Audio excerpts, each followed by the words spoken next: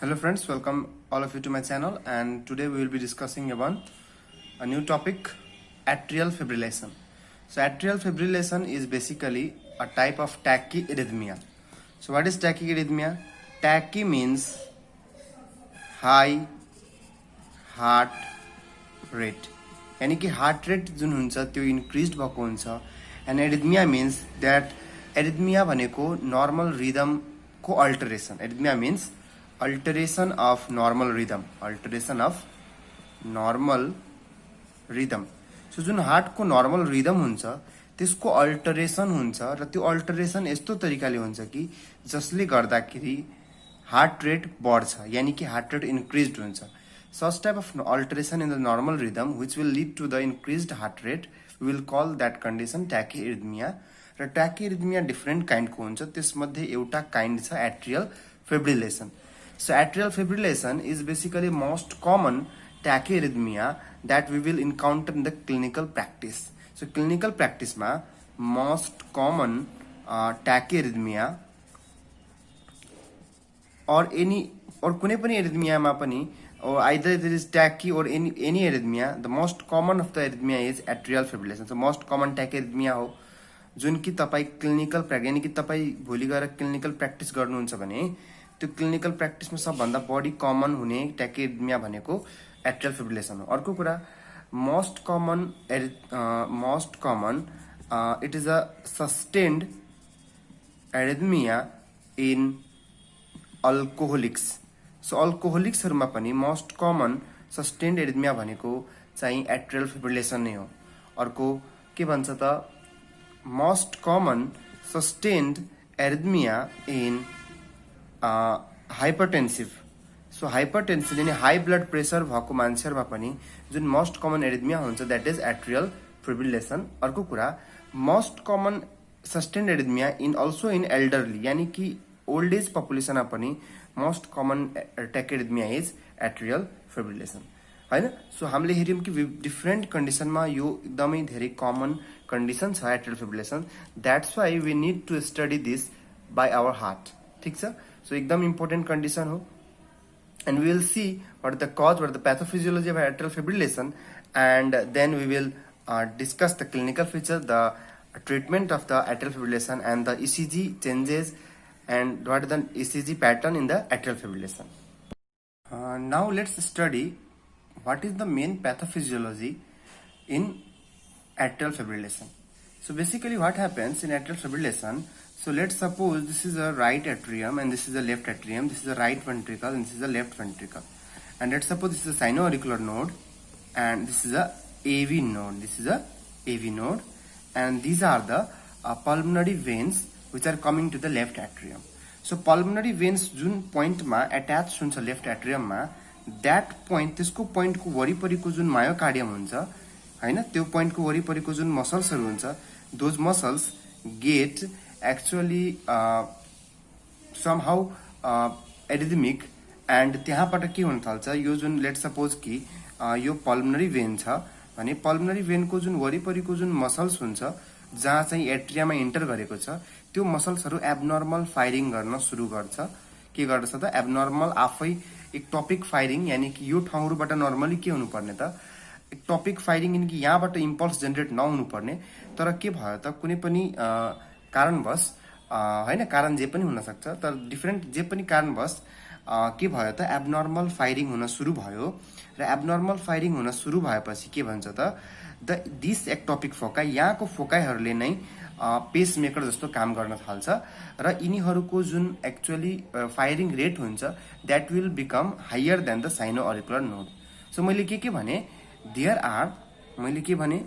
Are multiple foci develop in left atrium. So left atrium को left atrium around attachment of pulmonary veins.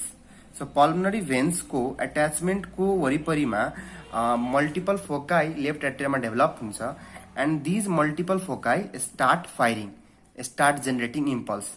They generate impulse and यो impulse generate गरेपछि the frequency of the impulse is greater than the साइनो auricular node को firing को frequency, यानी कि impulse will be of greater frequency जुन impulse generate गर्छ यसले यहाँकोबाट जुन इम्पल्स जेनरेट हुन्छ यसको फ्रिक्वेन्सी यो साइनो अरिकुलर नोडको फ्रिक्वेन्सी भन्दा बढी हुन्छ, will be greater frequency than of sino auricular node. Sino auricular node भन्दा बढी फ्रिक्वेन्सी हुन्छ तपाईलाई के को त लेफ्ट एट्रियमको भन्दा, ठीक छ।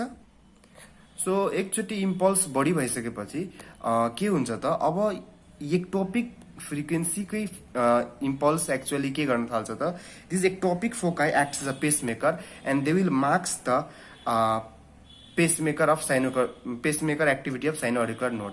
यानी कि यो भन्दा बढी हेर नर्मली के हुन्छ साइनो अरिकुलर नोडले फायर गर्छ 60 to 100 इम्पल्स यसले पर मिनटमा फायर गर्छ, यानी 1 मिनटमा 60 देखि 100 वटा इम्पल्स यसले जेनेरेट गर्छ भने यो फोकाईहरूले 1 मिनटमा 200, 300, 400 जति पनि इम्पल्स यसले निकाल्न सक्छ र यो धेरै बढी भयो इन कम्पेरिजन टु साइनो अरिकुलर नोड र त्यही भएर साइनो अरिकुलर नोड लाई मास्क गरिदिन्छ तपाईलाई एक्टोपिक फोकाईको इम्पल्सले।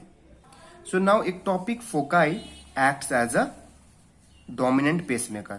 सो डोमिनेन्ट पेसमेकर जस्तो एक्टोपिक फोकाई ले काम गर्न थाल्छ हैन, एन्ड द साइनो अरिकुलर नोड विल रिमेन साइनो auricular node firing impulse get marked. उसको इम्पल्स त के भइसक्यो मार्क्स भइसक्यो, किनभने यसले 100 जेनेरेट गर्छ भने यसले 200 जेनेरेट गरिरहेछ। सबै सेल्सहरू यसकै इन्फ्लुएन्समा आउन थाल्छन्, सबै एट्रियल सेल्सहरू यसको इम्पल्समा आउन थाल्छन्। So this is the problem that happens in the atrial fibrillation. So atrial फिब्रिलेसनमा के छ त problem is in the atria. So problem कहाँ छ problem is in the problem कहाँ छ त प्रब्लम एट्रियामा छ। यो कुरा चाहिँ हामीले बुझ्नु पर्यो। सो अब के भयो त मल्टिपल फोकाईले जुन फायरिङ गर्न थालिसक्यो त्यो फायरिङ गर्दाखेरि के हुन्छ त खासमा यहाँबाट इम्पल्सहरू कतातिर जान्छ त मल्टिपल फोकाईको इम्पल्सहरू एभी नोडतिर जान्छ। सो यो पोइन्ट भनेको त एभी नोड हो। सो यहाँबाट जब मल्टिपल फोकाईको फ्रिक्वेन्सी एभी नोडमा जान्छ भने अब यसको त यसको फायरिङ फ्रिक्वेन्सी त ग्रेटर देन 100 छ भने एभी नोडले के गर्छ लेट सपोज कि फायरिङ फ्रिक्वेन्सी 200 हुन सक्छ, 300 हुन सक्छ र 400 पनि हुन सक्छ। तर एभी नोडको कस्तो टेन्डेन्सी हुन्छ भने एभी नोडले सबै जति पनि यहाँबाट फायरिङ यानी कि यहाँबाट जति पनि इम्पल्स आइरहेको छ सबै इम्पल्सलाई तल भेन्ट्रिकल तर्फ पास हुन दिँदैन। AV node acts as a filter र फिल्टर जस्तो काम गरेर ओकेजनली इम्पल्सहरूलाई मात्रै पास गर्न दिन्छ। यानी कि लेट सपोज कि यहाँबाट 200 इम्पल्स आयो भने हुन सक्छ त्यसले 200 बाट 150 इम्पल्स मात्रै पास गर्न दिन्छ र 150 इम्पल्सलाई ब्लक गर्छ। और लेट सपोज कि 300 इम्पल्स यहाँबाट आइरहेछ भने उनी हुन सक्छ 150 इम्पल्सलाई पास गर्छ, 150 लाई ब्लक गरिदिन सक्छ। और 400 वटा इम्पल्स आइरहेछ भने एभी नोडतिर हुन सक्छ एभी नोडले 200 इम्पल्सलाई पास हुन दिला, 200 लाई ब्लक गरिदिला। इट मीन्स कि AV node acts as filter for passing of frequency हैन। it will block the unnecessary frequency हैन। so it will block unnecessary frequency लाई त एभी नोडले ब्लक गर्छ नै हैन।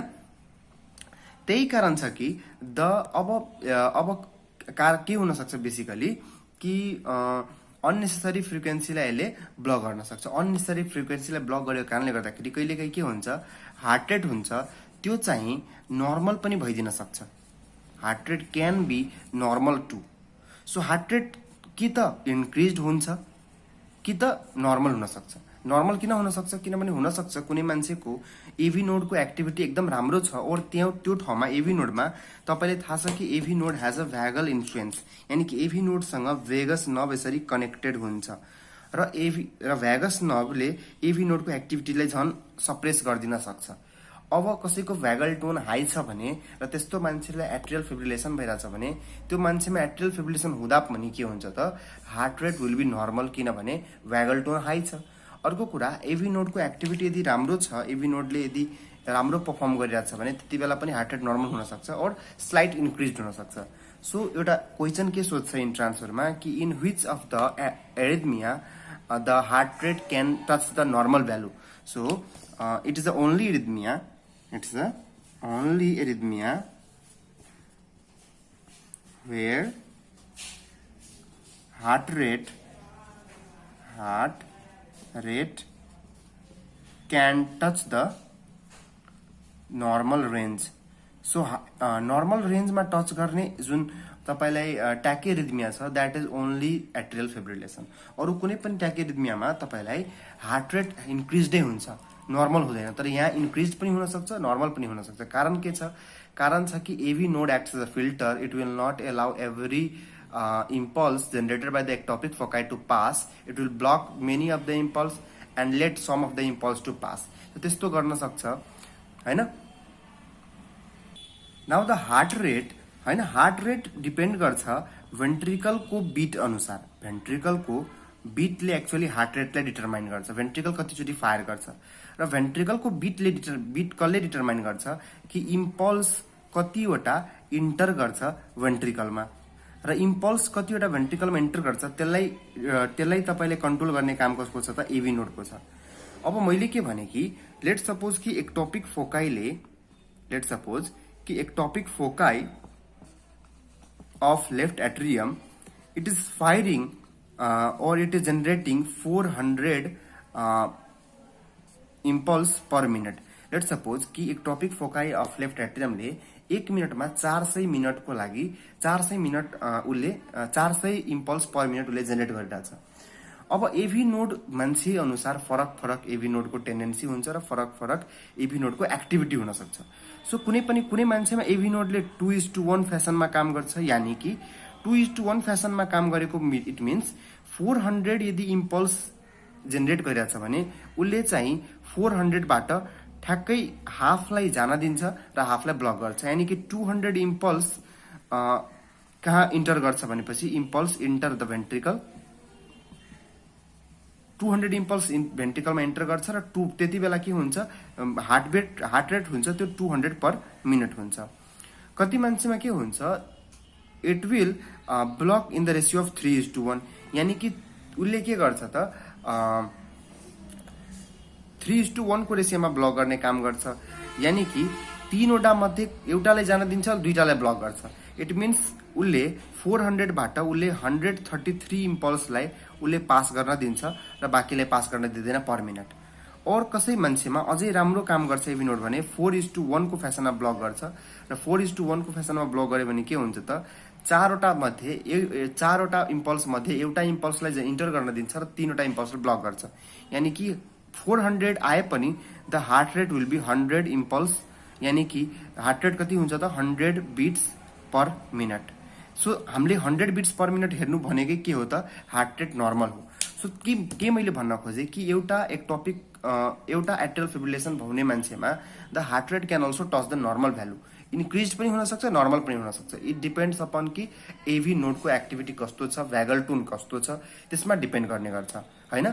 त्यही कारण छ कि मोस्ट अफ द पेसेन्ट तपाईले के हुन्छ एट्रियल फिब्रिलेसनमा मे रिमेन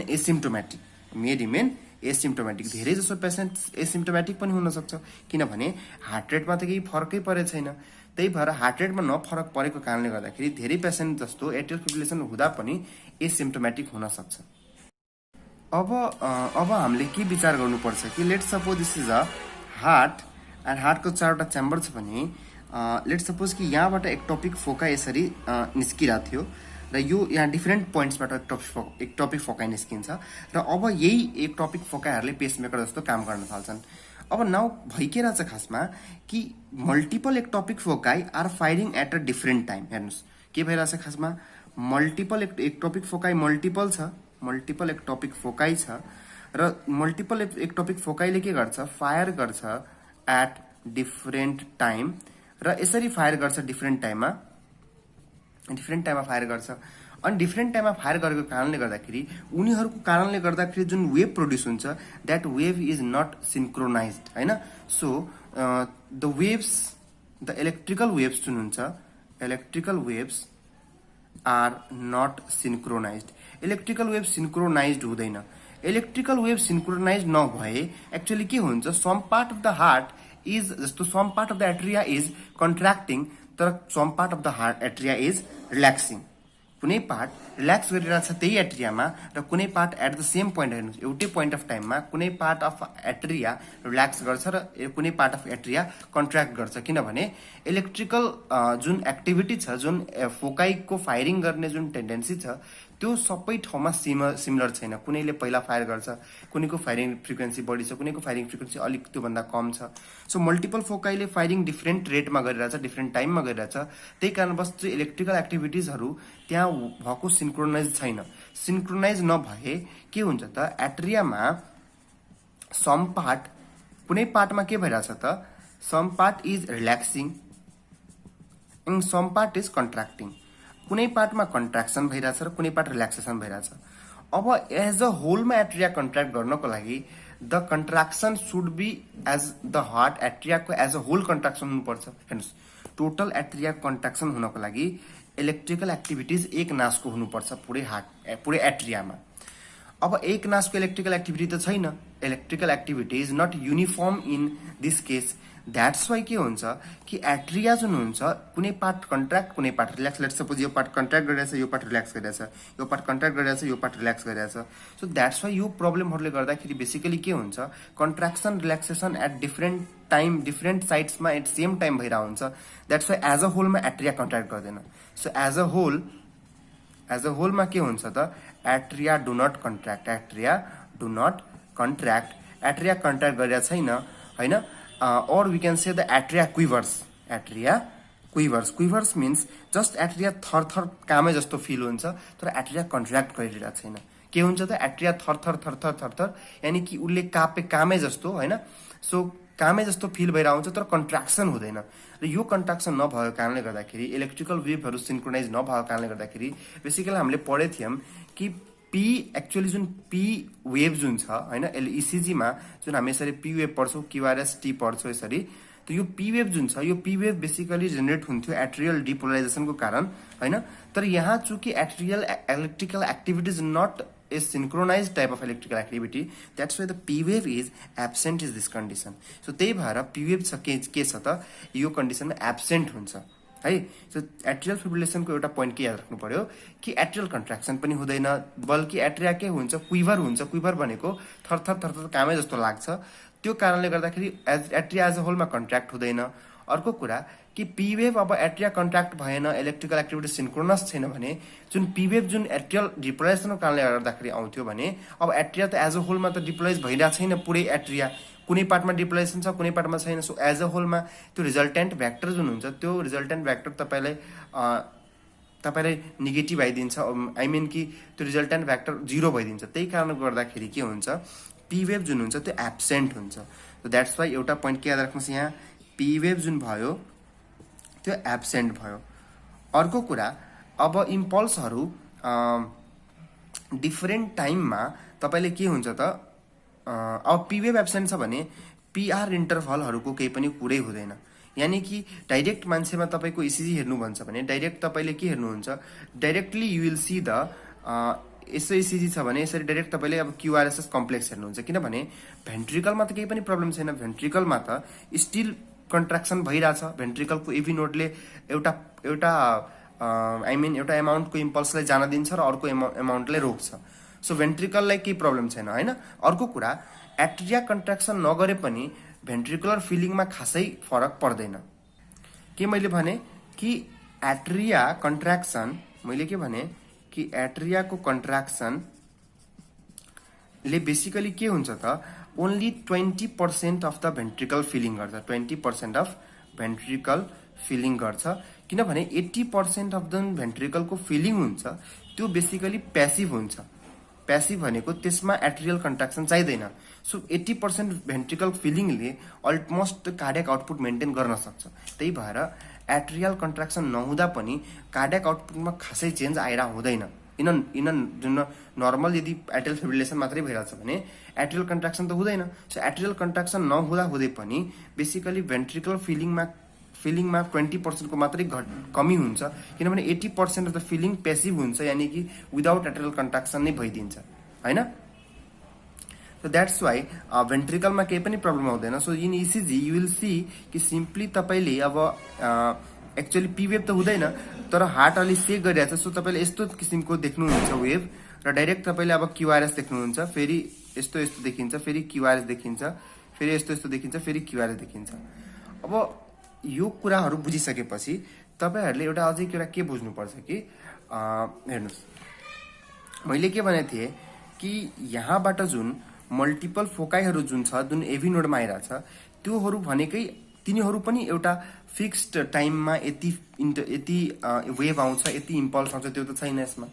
अब कुनै बेला 300 वटा इम्पल्स आयो भने, मानौ लेट सपोज यसरी सोचौँ, कुनै बेला 300 वटा इम्पल्स आइरहेछ, उसले मानौ कि 150 इम्पल्सलाई पास गर्न दियो, कुनै बेला 200 आइरहेछ, उसले 250 लाई पास गर्न दियो। यानी तपाईले के हेर्नुभयो कि इम्पल्सहरू कुनै बेला बढी कुनै बेला कम, यानी कि त्योहरू फरक भइरहेछ, एउटा फिक्स्ड टाइममा केही पनि भइरहेको छैन। द्याट्स वाइ जुन हार्ट रेट हुन्छ, त्यो हार्ट रेटको बेसिकली हार्ट रेट हामी केबाट हेर्छौँ? आरआर इन्टरभलबाट। केबाट हेर्छौँ? आरआर इन्टरभलबाट। सो कि हार्ट रेटै फ्लक्चुएट गरिरहेछ भने आरआर इन्टरभल पनि के हुन्छ त सेम हुँदैन, यानी कि आरआर इन्टरभल पनि फ्लक्चुएट गर्छ। So the heart rate is basically irregular हुन्छ in case of atrial fibrillation. This is the point to be noted कि चूँकि जुन फायरिङ फ्रिक्वेन्सी छ फोकाइहरूको, एक्टोपिक फोकाइहरूको, that is not fix type. तिनीहरूले मल्टिपल डिफ्रेन्ट टाइममा डिफ्रेन्ट तरिकाको फायरिङ गर्छ, त्यही कारणले गर्दाखेरि हार्ट रेट पनि अल्टर हुन्छ, कुनै बेला बढी र कुनै बेला कम। द्याट्स वाइ र हार्ट रेट डिटरमाइन त आरआर इन्टरभलले गर्छ, त्यही भएर आरआर इन्टरभलै फिक्स हुँदैन यो केसमा। कुनै पोइन्ट अफ टाइममा आरआर इन्टरभल केही आउँछ कुरा, कुनै बेला केही आउँछ कुरा। सो आरआर इन्टरभल फिक्स हुँदैन र पीवेभ एब्सेन्ट हुन्छ। यो दुईटा फिचर भयो भने इट इज अ हलमार्क अफ तपाईले एट्रियल फिब्रिलेसन। सो मैले जे कुरा भनेको थिएँ त्यही कुरालाई मैले यहाँ देखाउन खोजेँ कि impulses from the ectopic foci of atria to the AV node is not constant. Ectopic फोकाईबाट जुन एट्रिया होइन, हेर्नु त, यो एक्टोपिक फोकाईबाट एभी नोडमा आउने यो जुन तपाईलाई इम्पल्स छ त्यो कन्स्टेन्टै छैन। कुनै बेला बढी इम्पल्स आउँछ, कुनै बेला कम इम्पल्स आउँछ। त्यो फिक्स नभएको कारणले गर्दाखेरि भेन्ट्रिकलमा पनि जाने इम्पल्सहरू फिक्स हुँदैन के। र त्यही भएर भेन्ट्रिकलमै इम्पल्स फिक्स छैन भने भेन्ट्रिकल कसरी बिट गर्छ? इरेगुलरली बिट गर्छ। द्याट्स वाइ हार्ट रेट के हुन्छ? इरेगुलर हुन्छ in case of atrial fibrillation. So let's see the ECG एकचोटि राम्ररी हेरौँ। इसिजी कस्तो देख्न सक्छ? Since the P wave is absent, heart रेटले जस्ट क्विभर गरिरहेछ, द्याट्स वाइ हामीले पीवेभ देख्दैनौँ। जस्ट यस्तो अलिक स्लाइट इलेक्ट्रोलाइटको एक्सचेन्जको कारणले गर्दाखेरि हामी यस्तो क्विभरिङहरू हेर्न सक्छौँ। र यसपछि डाइरेक्ट हामी के हुन्छ? क्युआरएस हामी हेर्छौँ, टी हेर्छौँ बरु होइन, त्यसपछि फेरि क्विभर गर्न सक्छ, फेरि हामी के हेर्छौँ त? क्युआरएसटी हेर्छौँ होइन, फेरि टी हेर्यौँ होइन, अनि फेरि अब के भन्नु? क्विभर गरेर फेरि क्युआरएसटी हेर्यौँ होइन, फेरि यस्तो हुन सक्छ होइन। अनि अब so you can see this is R and R. यो आर र यो आर सबै फरक छ कि छैन? यो दुईटा आर, यो आर, यानी कि RR interval is irregular. RR interval के छ त? रेगुलर छैन। सो यो के छ त? इरेगुलर छ भने यो भन्ने बित्तिकै के भयो कि पल्स इरेगुलर छ। कुनै बेला बढी पल्स देखिन्छ, कुनै बेला कम पल्स देखिन्छ। आरआर यहाँ नजिक गइरहेछ, इट मिन्स कि हार्ट रेट घट्न खोजिरहेछ, बढ्न खोजिरहेछ, र टाढा गइरहेछ, इट मिन्स हार्ट रेट घट्न खोजिरहेछ। सो आरआर इन्टरभल एकदम इरेगुलर हुन्छ। अर्को कुरा, we will not see any kind of P wave. So absent P wave. So this both are actually the features of atrial fibrillation. So मैले इसिजीबाट पनि तपाईहरुले यो कुरा बुझाएँ। Now let's see a case. यो केसमा मैले के भनेछु? It is a 40 years male who is alcoholic male छ, र लेट्स सपोज कि he is on a party. आज सैटरडे छ, let's suppose today is Saturday and Hee is having a party, and पार्टीमा उसले बिन्ज ड्रिङ्किङ गरेछ। Binge drinking means कि तपाईँले एक्सेसिभ अल्कोहल लिनुहुन्छ very less time. So less टाइममा धेरै अमाउन्ट अफ अल्कोहल लियो र उसले अल्कोहल लिइसकेपछि के भयो, the patient will develop features like he develop feature like unconsciousness, उसलाई अलिक कन्सियसनेस अलिक अजीब लाग्न थाल्यो। अर्को कुरा उसलाई पाल्पिटेसन हुन थाल्यो हैन। अर्को कुरा चाहिँ पाल्पिटेसन हुन थालेपछि उसलाई अलिअलि सिन्कोपल एट्याक्स यानी उसले अलिअलि चक्करहरू जस्तो र ऊ बेहोस भयो हैन। उसको साथीहरूलाई के लाग्यो कि यो चाहिँ धेरै रक्सी खाएर ऊ ब्ल्याकआउट भएको जस्तो फिल भयो सबै साथीहरूले खासै मतलब गरेन। तर हुनसक्छ कि यो पेसेन्टमा तपाईँले अनकन्सियसनेस, पाल्पिटेसन र सिन्कोपल एट्याक जब त्यो पेसेन्ट धेरै बेरसम्म होसमा आएन, उसको साथीहरूले लाग्यो कि पक्कै पनि केही प्रब्लम छ and they take him to hospital. र हस्पिटलमा डक्टर पुगेपछि डक्टरले उसको इसिजी गरेर हेऱ्यो र इसिजी गरेर हेर्दाखेरि डक्टरले एक्चुअली सुरुमै पल्स जब हेऱ्यो, पल्स हेऱ्यो इरेगुलर पल्स छ and the pulse was very fast. So डक्टर्सले अन एक्जामिनेसन गर्दाखेरि के हेऱ्यो, हार्ट रेट एकदम हाई छ, ब्लड प्रेसर लो छ र पल्स जुन थियो त्यो हेऱ्यो डक्टरले कि इरेगुलर पल्स छ हैन। एन्ड अनकन्सियसनेस भइसकेको थियो पेसेन्ट, सिन्कोपल एट्याक आइरहेको थियो, पाल्पिटेसन भइरहेको थियो एन्ड पेसेन्ट एकछिनको लागि त बेहोस पनि भइसकेको थियो। अब डक्टरले उसको इसिजी गरेर हेर्दाखेरि डक्टरले उसलाई के भन्यो, डक्टरले इसिजी गर्यो र इसिजीमा डक्टरले के पायो कि पीवेव इज एब्सेन्ट, पीवेव जुन थियो त्यो एब्सेन्ट थियो and he also see that RR interval is irregular. So उसले मजाले डायग्नोसिस बनायो कि the patient is having the atrial fibrillation. उसको साथीलाई भन्यो कि तपाईँले राम्रो गर्नुभयो कि छिटोभन्दा छिटो हस्पिटल ल्याउनुभयो, तपाईँको पेसेन्टलाई त एट्रियल फिब्रिलेसन थियो। So this type of syndrome जहाँ एउटा 40 वर्षको मान्छे बारमा जान्छ पार्टी गर्न स्याटरडेको दिन र त्यहाँ उसले बिन्ज ड्रिङ्किङ गर्छ, धेरै अमाउन्ट अफ अल्कोहल ड्रिङ्किङ गर्छ र उसको त्यो गरेको केही बेर पछि उसलाई के हुन्छ, अचानक अनकन्सियसनेस हुन्छ, ऊ पाल्पिटेसन हुन्छ, सन्कोपल एट्याक्स आउँछ, उसको हार्ट रेट बढ्छ, बीपी घट्छ, पल्स इरेगुलर हुन्छ भने यस्तो अवस्थालाई हामीले होलिडे हार्ट सिन्ड्रोम भन्छौँ। के भन्छौँ त? Holiday heart syndrome. सो यहाँ एक्चुअली भयो कि खासमा होलिडे हार्ट सिन्ड्रोममा what is the main thing that happens कि बेसिकली एक्सेस जुन उसले अल्कोहल कन्ज्युम गर्यो त्यसले उसको भ्यागल टोनलाई सप्रेस गरिदियो। अब नर्मली के हुन्छ त हेर्नुहोस्, यो सबैमा हुँदैन। अब अरू पनि मान्छेले मानौ बिन्ज ड्रिङ्किङ गर्यो, तर अरू मान्छेमा त मानौ कि भ्यागल टोन त्यहाँ पनि सप्रेस भयो होला, तर त्यहाँ यो होलिडे हार्ट सिन्ड्रोम भएन। यो मान्छेमै किन भयो म कारण भनिरहेको छु।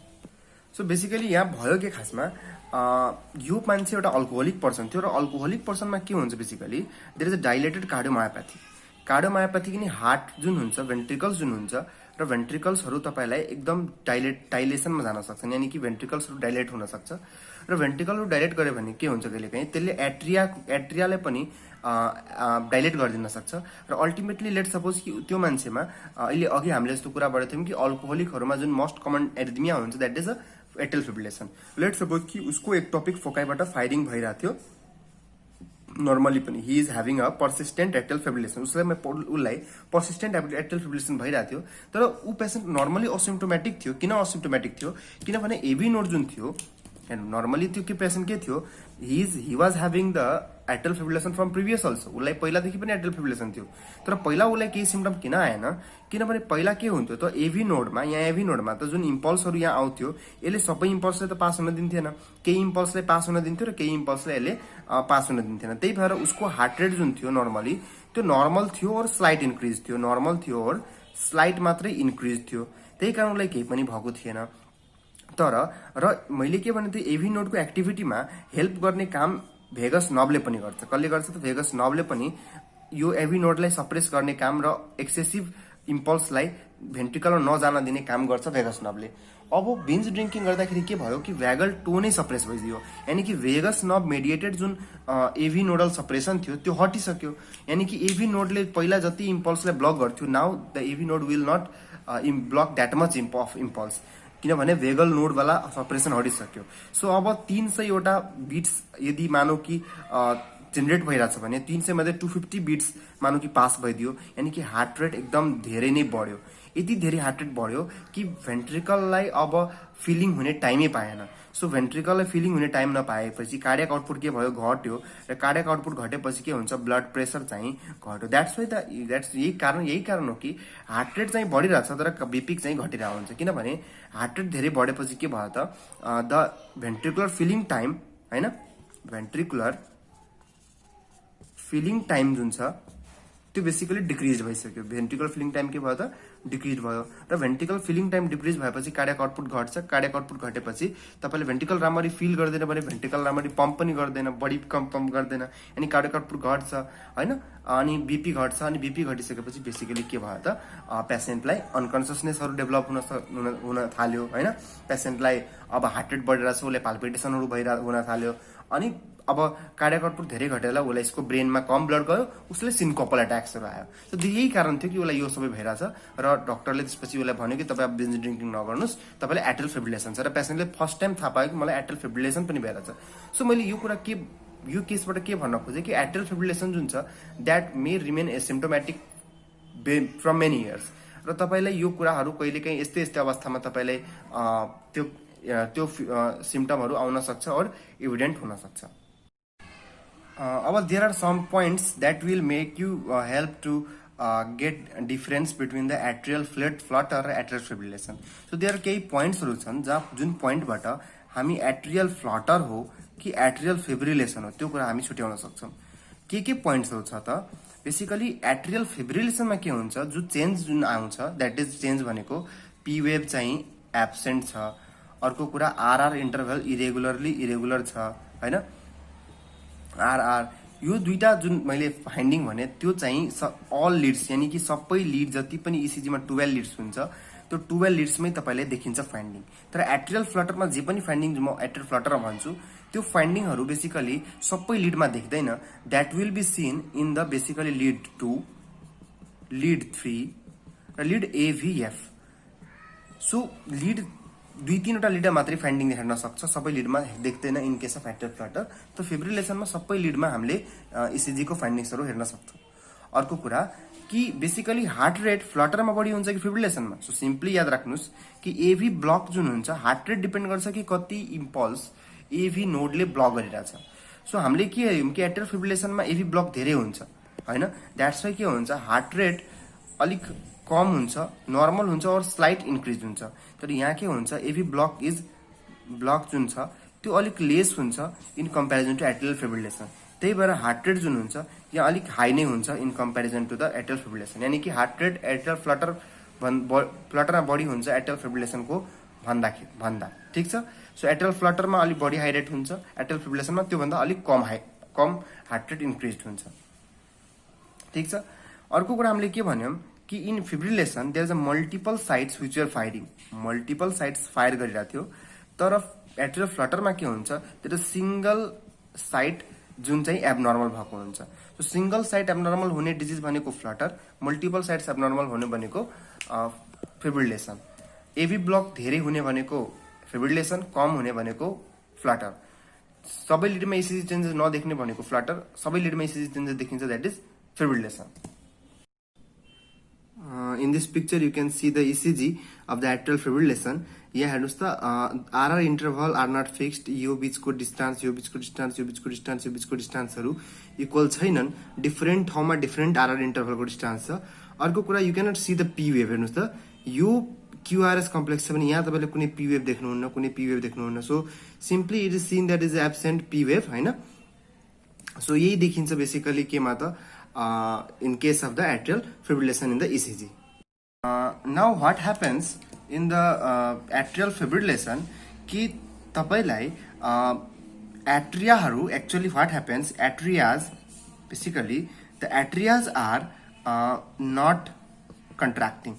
atriasहरु contract गरिरा छैनन्, यानी कि there will be atria contract नगरेपछि के हुन्छ यहाँ atriaमा जुन प्रेजेन्ट ब्लड्सहरु छन्, atriaमा जुन present whatever the blood is present in the atria, जे पनि ब्लडहरु एट्रियामा जुन प्रेजेन्ट हुन्छन् that blood will get a environment of stasis. that blood will get an environment of stasis.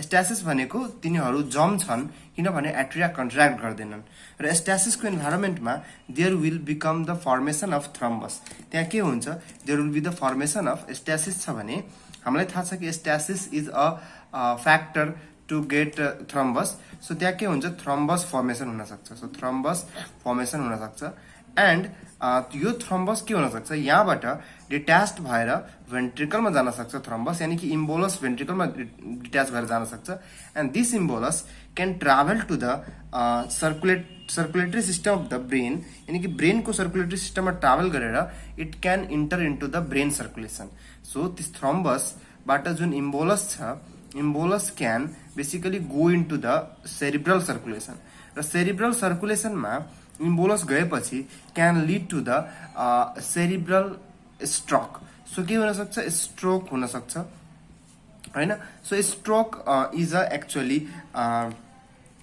Complication of the atrial fibrillation so atrial फिब्रिलेसनको कम्प्लिकेसनमा stroke पनि हुन सक्छ that's why it is a very dangerous condition यो कुनै कुनै केसमा जब stroke भयो भने किनभने एट्रिया कन्ट्र्याक्ट गरिरहेको छैन जस्ट क्विभर गरिरहेछ सो स्ट्यासिस भएर त्यहाँ थ्रम्बस or clot को formation हुन सक्छ and this clot can get detached come to the ventricle and from ventricle it will go into the circulation and if it will go in the cerebral circulation it will block any artery हैन र कुनै आर्टरीले block गरेर त्यो ठाउँमा necrosis इस्केमियाहरु गर्न सक्छ and that is a stroke so basically it can cause a stroke now we will see the risk factor of atrial fibrillation so the risk factor are key high blood pressure the hypertension dilated cardiomyopathy that is seen in alcoholics, rheumatic heart disease, myocardial ischemia, diabetes mellitus, lung or any kidney disease, family history of the atrial fibrillation, and cardiac failure. There are so many also, but these are the common risk factor. If the risk factor represents when you can have the atrial fibrillation, and the pathophysiology is multiple.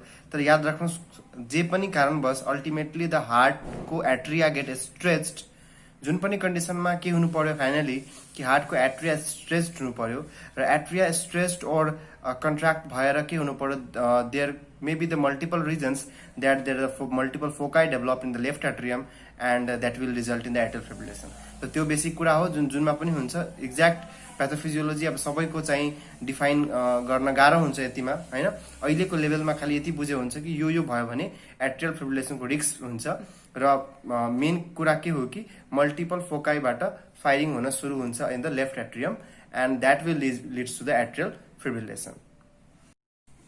Now let's talk about the atrial fibrillation types. So basically there are three types of atrial fibrillation. One is a paroxysmal atrial fibrillation, persistent atrial fibrillation, and permanent atrial fibrillation. So in paroxysmal atrial fibrillation, it's a very common type, and atrial fibrillation remain for less than 1 week. So एक हफ्ता भन्दा कम time को लागि if the atrial fibrillation persists, then we will call it a paroxysmal atrial fibrillation. Usually it require no treatment, or it require only the preventive type of treatment. So preventive treatment require गर्छ, it's not a kind of emergency condition, so treatment required नगर्न सक्छ, and usually in this condition the patient remain asymptomatic. So patientहरु symptom कुनै नहुन पनि सक्छ, there will no symptom at all in the paroxysmal type of atrial fibrillation. अर्को छ persistent atrial fibrillation that we will see in the alcoholic, and permanent type of atrial fibrillation is also seen in the alcoholic. So alcoholic, hypertensive, elderly population persistent or permanent atrial fibrillation हुन सक्छ. And in persistent atrial fibrillation, the fibrillation remain for greater than 1 week, and in permanent atrial fibrillation, the fibrillation remains for lifelong, and it persists for years. And the treatment modality of the persistent atrial fibrillation is a cardioversion. So अहिलेमा हामी treatment कुरा गर्छन्, यहाँ just मैले भन्न खोजे कि treatment यहाँ के छ त कार्डियोभर्सन छ, and the treatment in atrial fibrillation is not cardioversion. So cardioversionले यो ठीक हुँदैन हैन. So it is not cured only by the cardioversion. So it is not a permanent atrial fibrillation is not fixed by the cardioversion. In fact, permanent is not treated well. So not treated well. Now let's talk about the clinical features. So while talking about the clinical features, the patient may remain asymptomatic, or the patient may have the palpitation, that is a tachycardia-like feature, and the patient will also have the features of the hypotension. So hypotension feature hypotension हुन सक्छ. The patient may remain hypotension को कारणले गर्दाखेरि syncopal attacks हरु, unconsciousness हरु हुन सक्छ, and due to the less blood flow to the lungs, there will be less oxygen in the blood circulation. That's why there may be the shortness of breath, and the features of stroke also can be seen in case of the atrial fibrillation.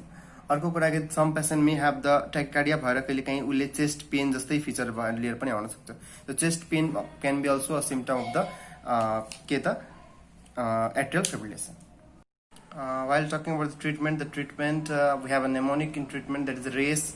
So R बाट सबभन्दा पहिला rate controlling agent, यानी कि heart rate high हुन्छ, so we will give that agent that will decrease the heart rate, like short acting beta blocker and the calcium channel blockers. So in short acting beta blockers we will use the esmolol, and in calcium channel blocker we use the verapamil.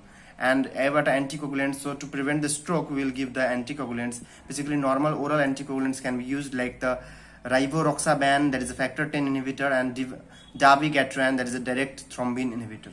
So these will basically prevent the clot formation in the atria, and that they will ultimately prevent the stroke that in the brain. अब main जुन problem छ that is a cardiac arrhythmia. So एरिथमियाको main problem जुन छ त्यो basically multiple फोकाइको फायरिङले गर्दाखेरि भएको छ. त्यो मल्टिपल फोकाइको फायरिङले टर्मिनेट गर्नको लागि we will use the chemical cardioversion. So chemical cardioversion भनेको these are the drugs. So ड्रगको मदतले हामी के गर्छौं कि यो क्लास एउटा ड्रग हुन्छ दैट इज आईभी, इन्ट्राभेनस दिन्छ, ibutilide. It is a class 3 anti arrhythmic drugs, and हामी यो दिएर के गर्न खोज्छौं, वी विल